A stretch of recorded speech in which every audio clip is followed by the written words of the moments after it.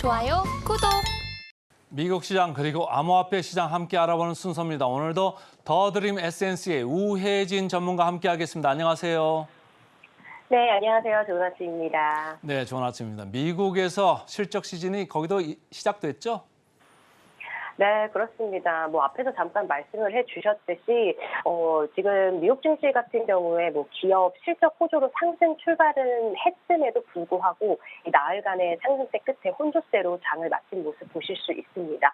인플레이션 압력이 둔화하고 있다는 소식이 주 증시 반등에 일조는 한 거는 같지만 사실 강한 반등 뒤에 숨고르기 흐름까지 보였던 시간이었습니다. 또 계속해서 미국 수입 물가가 전월보다 0.2% 하락을 하면서 2개월 연속 하락세를 보여왔고요. 지난해 같은 기간 대비해서 6.1% 하락하면서 5개월 연속적으로 지금 하락 흐름을 이어간 모습까지 보실 수 있습니다. 지금 지난주 금요일 날이죠. 장 마감 직후에 또 나스닥 지수위원회가 특별 조정을 발표를 했죠. 이 지수에서 6대 빅테크라고 하죠. 마이크로소프트, 애플, 그다음에 알파벳, 아마존, 엔비디아, 테슬라 이런 지수들이 지금 빅테크가 51% 정도 가량의 그 비중을 차지하고 있어서 지수가 특정 기업과 이런 특정 업종에 좀 지나치게 편중된 문제를 좀 해소를 하기 위해서 특별 조정을 실시를 한다라고 이야기를 했습니다. 이 특별 조정 결과 같은 경우는 다음 주죠, 24일부터 적용이 됩니다. 특별 조정을 한다고 해서 어떤 종목의 편입이나 퇴출 없이 그냥 종목의 비중을 40% 정도 선으로 낮추면서 이런 비중 조절을 할 거다라고 알려져 왔습니다. 또 실적 이야기를 해주셨는데 뒤에서 계속 좀 이야기 이어가 볼게요. 아무래도 다음 주에 26일이죠. 2주 뒤에 FOMC 회의를 앞두고 지금 통화 정책과 관련된 발언을 자제하는 블랙아웃이죠. 블랙아웃 기간에 들어간과 동시에 연준의 추가 긴축 우려가 이어졌습니다. 여전히 이 두 차례 추가 인상 가능성을 열어두고 있는 상태인데요. 월러이사의 발언도 있었죠. 인플레이션이 진전을 보이지 않고 또 경제 활동에 크게 둔화할 조짐이 보이지 않으면 조만간에 이 두 번째 0.25%포인트 인상이 이루어져야 한다라고 이야기를 했는데 이달의 금리 인상을 거의 기정사실로 보고 다음 금리 인상 필요성을 좀 언급한 부분으로 보여집니다.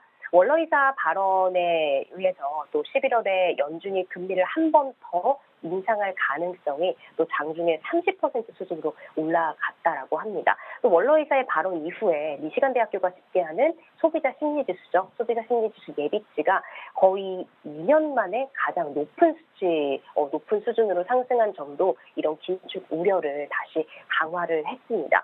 미시간대 소비자 심리지수 예비치는 72.6으로 급등을 했는데요. 이 수치 같은 경우는 지난 2021년이죠.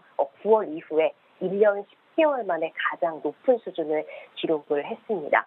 자, FOMC 회의에 굉장히 많은 모든 것들이 좀 집중을 한 모습을 보이고 있는데 FOMC 회의를 앞두고 여러 관망세 속에서 환율에 대한 지금 의견도 좀 갈리고 있는 분위기입니다. 환율이 지금 1250원대까지 계속 좀 몸집을 낮춰 갈 것인지 아니면은 달러가 저가기 때문에 저가 매수로 이 하락 되돌림이 있을 것인지 이런 부분을 두고도 지금 의견이 갈리고 있는 부분입니다. 지난주에 원달러 환율 같은 경우에는 1,300원에서 출발을 해서 1,260원대로 하락을 했는데요. 이렇게 나흘 연속 하락을 하더니 일주일 새 무려 40원이 넘게 빠지면서 1,260원대까지 내려갔죠. 거의 5개월 만에 최저 수준을 기록을 했습니다. 이렇게 환율이 큰 낙폭을 보인 거는 미국의 물가 둔화가 좀 가시화가 되면서 연준의 긴축 기조가 변화할 거라는 기대가 좀 있기 때문에 달러 약세가 두드러졌습니다. 이번에 FOMC에서 기준금리 인상이 종료될지 여부도 지금 관건인 상황입니다. 자, 그리고 이렇게 좀 다양한 전망과 이슈 속에서 투자자들은요, 지금 이 지수 조정, 나스닥 계속해서 상승 흐름을 보이더니 사실 혼조세로 마감을 했잖아요. 그래서 지수 조정 자체보다는 이미 실적 발표가 시작이 됐지만 이제 본격적으로 기업들의 실적 발표에 주목을 하고 있습니다. 이번 주에 빅테크 실적 발표가 또 있죠. 19일 날 테슬라와 넷플릭스를 시작으로 해서 7월 말에서 8월 초까지 이렇게 일정이 몰려 있습니다. 지금 뭐 월가 대형은행들 같은 경우는 호실적을 발표하면서 주가 상승을 이어갔습니다. 뭐 JP모건 같은 경우도 금리와 뭐 이자 수입의 증가로 인해서 예상치를 웃도는 실적을 내놓았다는 소식 여러분들 들으셨을 수도 있습니다. 자, 이번 주에는요, 또 모건 스탠리를 비롯해서 뱅크 오브 아메리카, 뭐 골드만삭스 이런 금융사들의 실적을 발표를 하고요.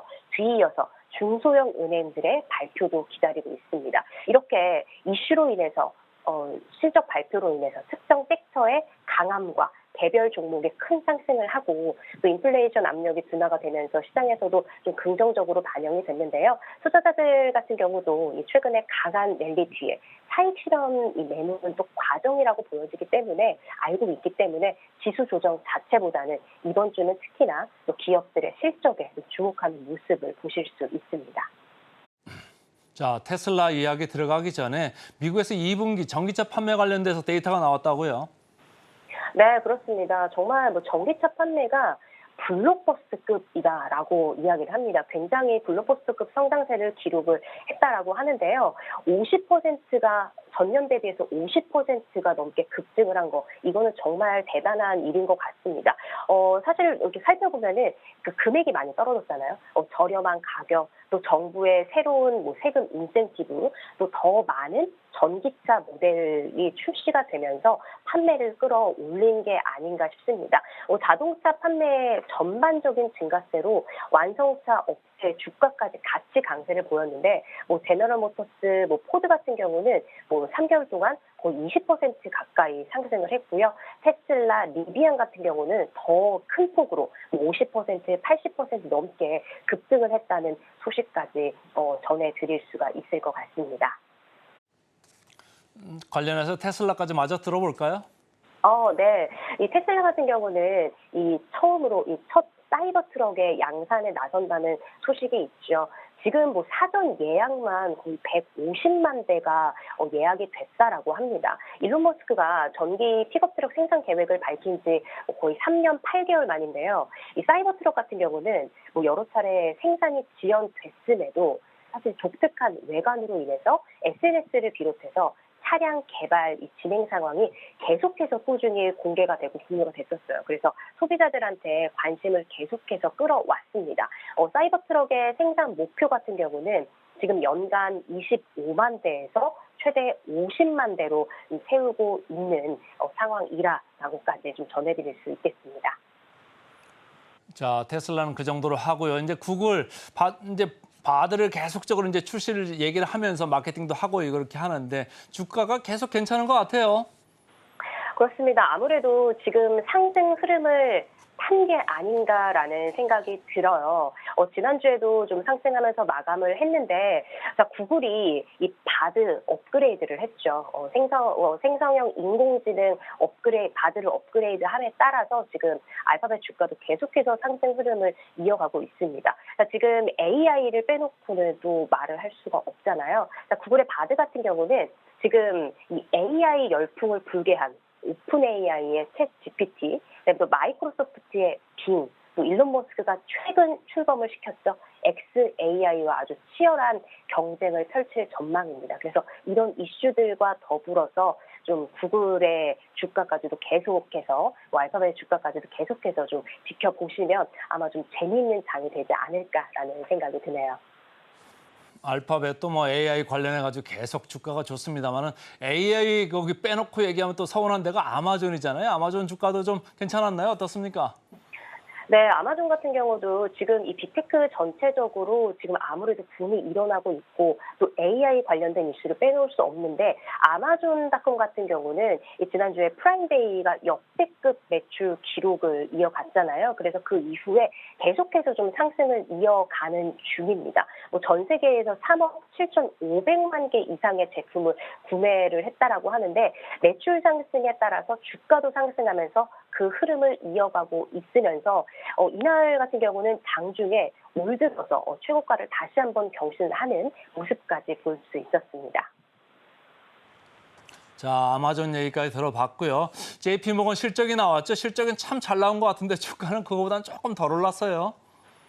네, 아무래도 이 실적이 오르게 되면은 어닝서프라이즈라 하면은 무조건 좀 주가가 오르는 흐름들, 사실 그런 부분이 이제는 조금은 좀 기대를 덜 하게 되는 부분도 있는 것 같은데, 왜냐하면은 아무래도 이슈적으로 계속해서 좀 나왔던 부분이라서 이미 선 반영이 된 부분도 우리가 무시를 할 수 없을 것 같습니다. 그래서 은행주들 지난번부터 계속 주가 계속해서 올라가고 있고 좋은 흐름 보여주고 있다라는 이야기 주가에서도 우리가 볼 수 있었기 때문에 이번에 2분기 순이익이 67%를 넘었다라는 아주 좋은 소식에도 불구하고 주가 같은 경우는 좀 이미 선 반영이 되어서 그만큼까지는 또 올라가지 않은 게 아닌가라는 또 생각이 들고 있습니다. 아무래도 은행주 같은 경우들 또 금리 상승과 또 탄탄한 대출 증가세로 수익이 좀 증가했는데요. JP모건 같은 경우는 장중에 또 52주 신고가를 경신하는 모습까지도 또 새롭게 볼 수 있었습니다. 어쨌든 JP모건 순이익이 아주 잘 나왔는데 주가가 먼저 이렇게 선반영을 했기 때문에 금요일 당일에는 이렇게 많이 오르지는 않았다 이런 말씀을 해주셨고, 자, 일라일리 관련해서 업데이트가 있죠? 그렇죠. 자, 일라이릴리 이제 비만 치료제 개발 업체를 19억 3천만 달러에 인수한다는 소식이 나왔는데요. 거의 비만약의 힘이 아닐까라고 생각을 합니다.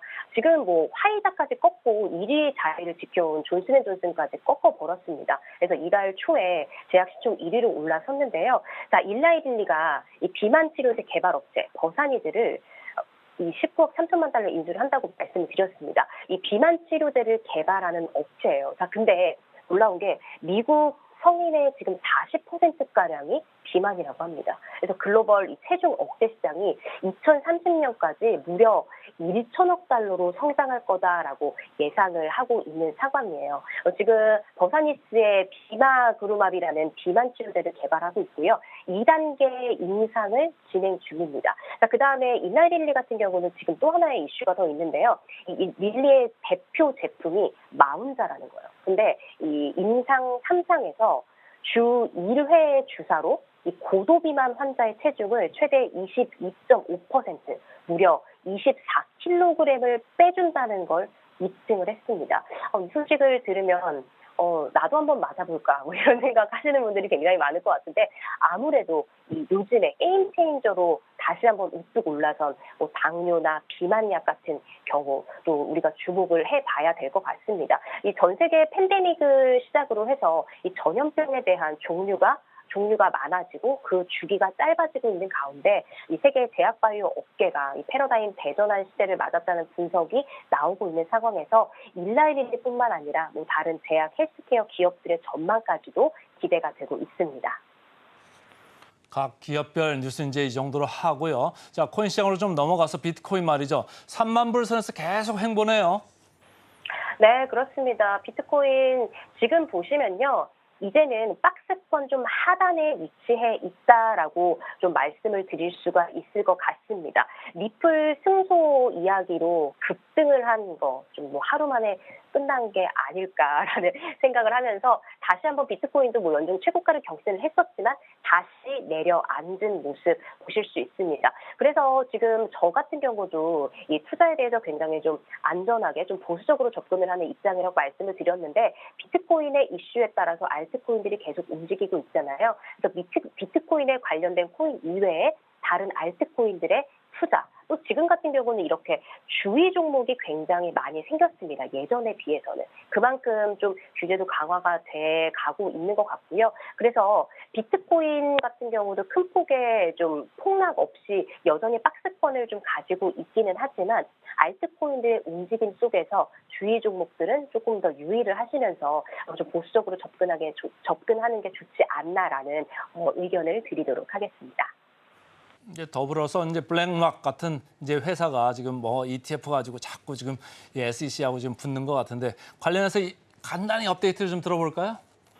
네, 이번에 블랙록 신청한 비트코인 현물 ETF 검토를 수락을 하면서 공식적인 검토에 들어갔다라는 소식을 좀 들어보실 수 있습니다. 자, 이렇게 비트코인 선물 ETF 신청에 대해서 검토조차 하지 않고 무조건 거부로 일관해 왔다가 이번에 공식 검토에 들어갔다라는 얘기는 아무래도 좀 코인 시장에 긍정적인 좀 영향을 주지 않을까라는 의견을 드리면서 간단하게 마무리 드리도록 하겠습니다. 오늘 미장원 여기까지 하겠습니다. 우혜진 전문가와 함께했습니다. 고맙습니다.